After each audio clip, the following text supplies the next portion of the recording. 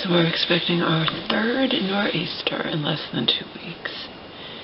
And this one is supposed to be, according to my local news station, the worst of the 3.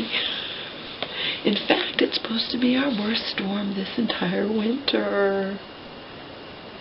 So that's including the January blizzard. We're supposed to get 1.5 feet of snow, maybe more. And it's definitely a nor'easter and could very likely be a blizzard. Turn into a blizzard.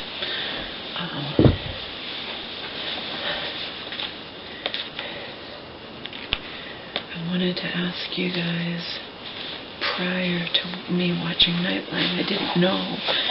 When I look at Nightline, just so you know, it doesn't say what Nightline's going to be about. Ahead of time in the little blurb on it doesn't, go watch The Good Doctor and that's going to say what it's about. Nightline doesn't, it just says local news, whatever, okay. It's going to talk about that helicopter crash. I would never fly in a helicopter, let's just put that out there. But I am actually absolutely astounded by what the pilot said. This is a fucking touring company, and you don't make sure that your passengers know how to safely get out of their harnesses in case of an emergency, number one. But what's even worse, the pilot escaped because he knew how to get out of his harness, but he is saying that he believes that the engine failure that killed these 5 people in New York about 3 minutes after they took off was caused by a fucking harness getting wrapped around the fuel thing. You're telling me that kind of shit can't be prevented?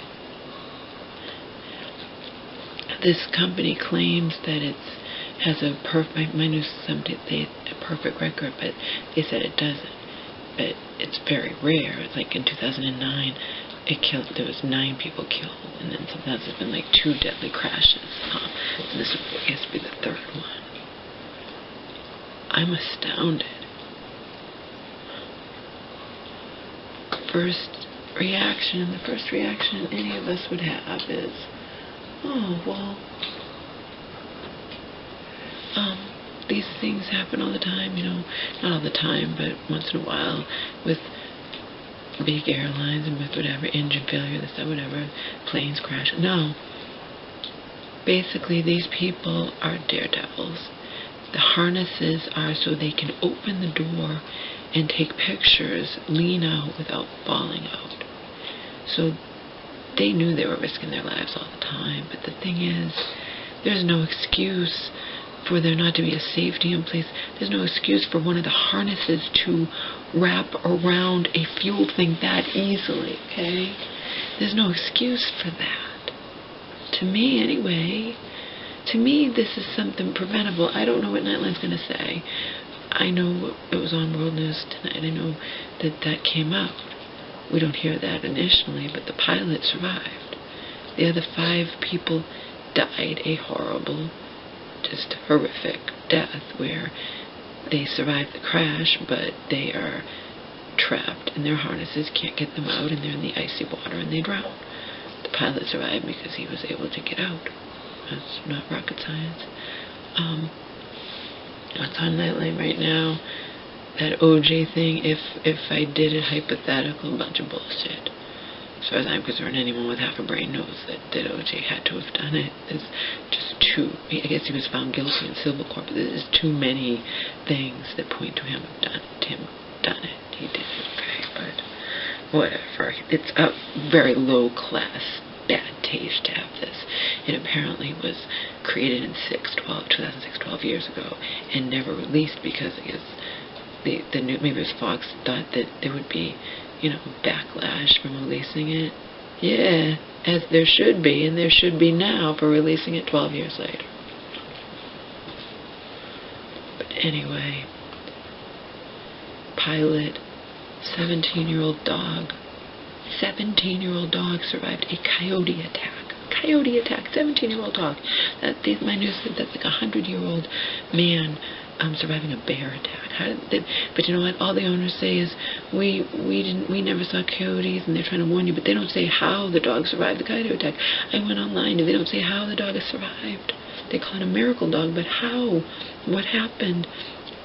My guess is the dog was out alone, which it shouldn't have been, but how the fuck did this little 17-year-old, little tiny scrappy thing survive a fucking coyote attack? I mean, it was life and death for the dog. The dog had trachea. I mean, all kinds of shit happened, and the owners had to get all kinds of surgery and this, that, whatever. But like they said, like anybody would say, 17-year-old dog, they don't want the dog to live all this time and then go out that way. They want him to go out on his own terms, but they don't say what happened. They don't say what part they played in it. Did they have their dog out alone? Did they just they just didn't think that, because they're trying to warn other people, just because you think they're on coyotes? But I want to know how the dog survived. How the hell does that little kind of dog, just like, oh my, that's a meal to a coyote. How did the dog survive? No one's going to tell us, because if the owners won't reveal how the dog survived, then we'll never know. Stormy Daniels' thing is not going away. Now she's given Trump an ultimatum for 12 noon time tomorrow. Today, 12 noon time. He can, basically she wants him to acknowledge that, and she'll give back the $130,000. She's not, any which way she can, any which way she's able to. She has a lawyer, and the lawyer's probably right about that being null and void, because it's missing Donald Dennison's signature, which is Trump's alias, according to Stormy Daniels, and they all had an alias. It's not going away. So she just wants to tell her side of the story, and she's not going to rest until she's able to do it. So in the end, Trump's going to have to admit what I think most people already know is the truth. Joe's response, it's not a crime to cheat. Okay, Joe doesn't condone any of that shit, but the fact is, Trump didn't commit any crimes, and it's his private life. And it also happened over 12 years ago or something ridiculous thing, a long time ago. But, you know, so it's not that Joe's denying it, the validity of it. He's saying if it's Trump's business, and as for lying about it, politicians lie all the time about everything. That's Joe's response. There's too much bad shit in the world going on to be worried about Trump cheating on his wife Melania, you know, like 12 years ago with a porn star. You know, so, but then I said, what about the thing with the $130,000? And they're saying that could be looked at as to implement. He said, Joe says that's not a crime either. So, you know, he doesn't say it's right. He says it's, and he also says Trump's very, very arrogant. But you know, how Joe feels is Trump's all we got, and the alternative would be much, much worse. So I need to, it's being taped anyway, but I know I'm not the only one asking, how the fuck could the fucking harness get, you know, get caught on the fucking fuel thing and cause the engine failure? That's just ridiculous. To me, that's ridiculous. It's ridiculous. But the whole idea of having to strap somebody in so tightly and they don't know how to get out of it, and obviously this company didn't care about teaching people, you know, how to get out of it. It always takes a tragedy. From now on, I bet you the relatives of these 5 dead people who were in the prime of their lives, they show a picture of them, they're all smiling and happy. I think there was 4 guys and 1 woman, and the pilot got out because he knew how to undo the harness. He does it all the time. They didn't know how. Perhaps that should be a requirement, that you're able to, in a certain amount of time, you practice and you're able to get out of that fucking harness before you go up in this thing where you're strapped in so tightly because you want to be able to lean out and take really good pictures because you're a daredevil. It's awful. They died one of the most horrific deaths imaginable, you know.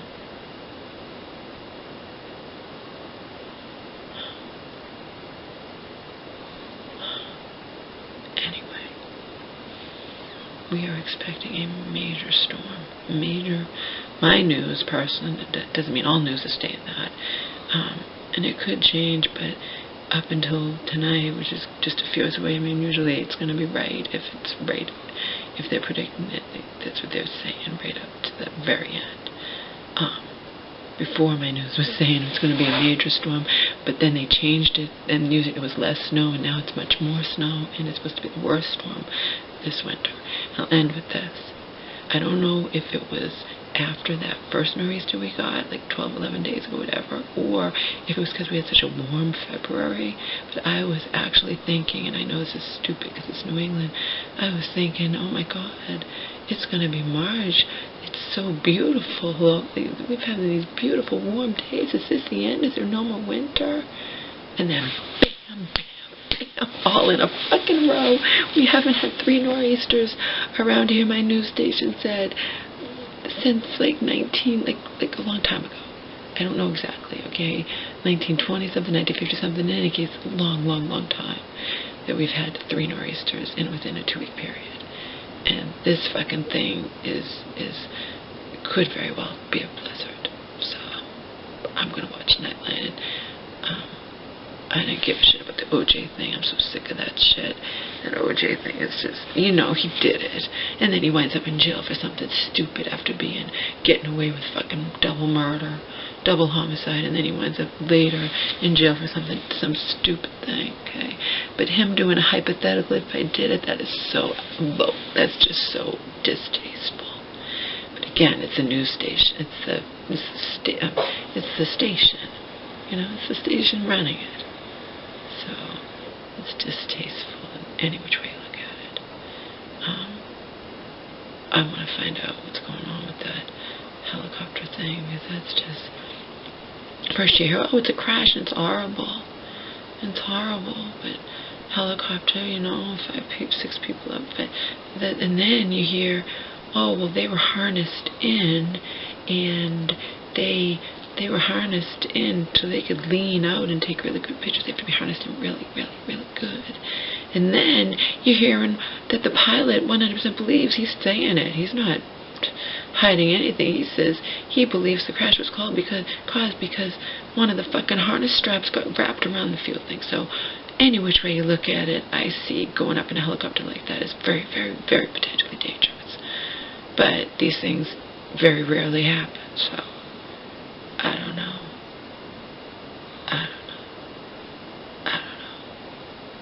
Gotta go. Talk to you later. But yeah, that dog, oh my God.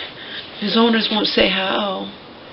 I hate that. I want to know how the damn dog, you know, that little miracle dog survived a fucking coyote attack.